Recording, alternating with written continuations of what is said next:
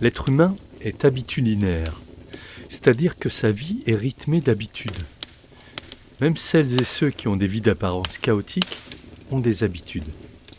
Lorsque les habitudes sont conscientes, on appelle cela des routines ou des rituels.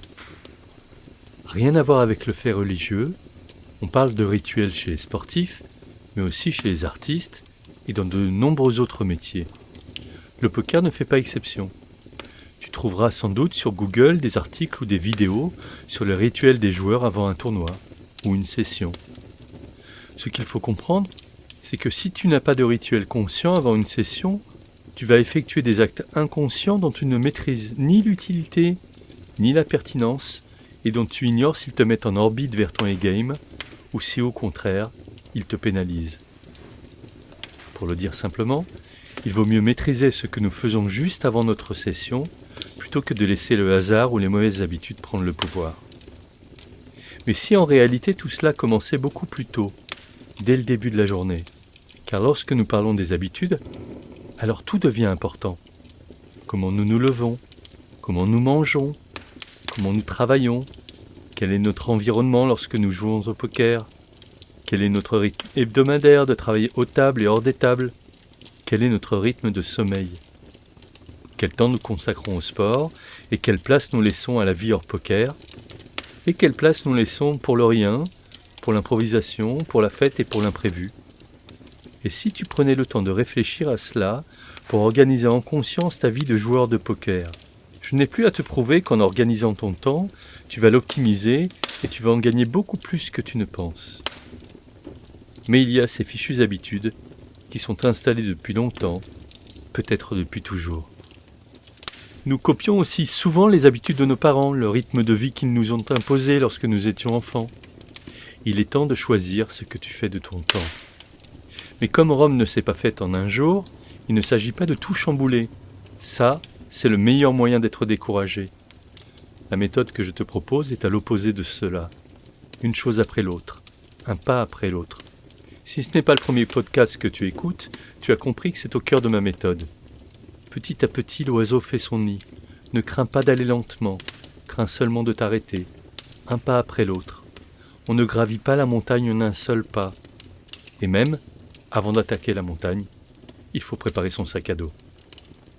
Quel pourrait être ce premier pas vers de nouvelles habitudes constructives au service de ton poker? Eh bien, je te propose de commencer par le matin.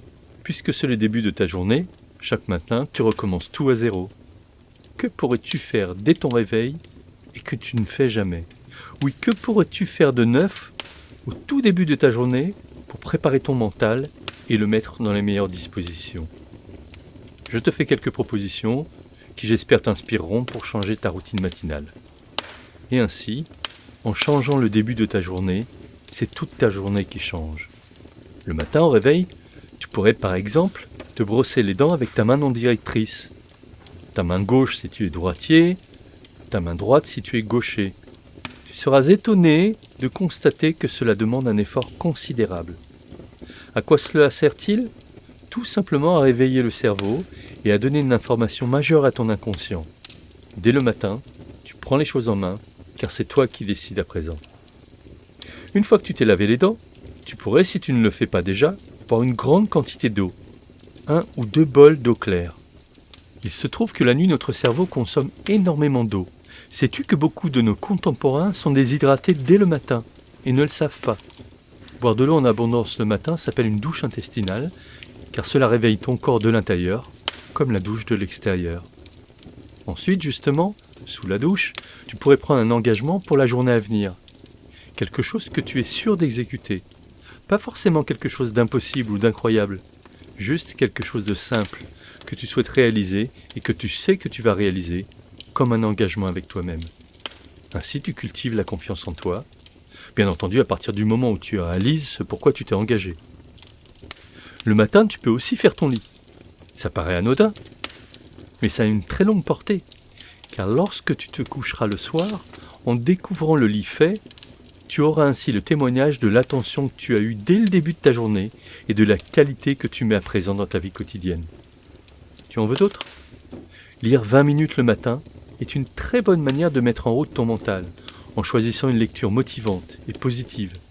C'est comme donner à manger à notre mental au début de la journée et ainsi lui indiquer la journée que nous voulons vivre. Allez, une petite dernière pour la route. La visualisation. Commence ta journée en te visualisant le soir, satisfait, content, fier de toi. Projette-toi dès les premières heures vers une journée positive, constructive, créative et utile, afin de choisir la couleur de ta journée au lieu de la subir. Tu trouveras dans cette application des podcasts sur la visualisation. Il y a tant d'autres possibilités. Je te laisse les inventer. Une dernière info, la routine va de pair avec la répétition. Et les recherches en neurosciences démontrent que 21 jours d'affilée est le temps minimal pour installer des connexions dans notre cerveau et commencer à ressentir les effets bénéfiques qui entraînent le besoin de refaire chaque matin. Un peu comme une drogue, mais une bonne drogue, utile et légale. Je te souhaite de commencer dès ce matin ou demain matin ou plus tard, et que ces prochaines journées soient celles d'un changement radical au service de ton poker.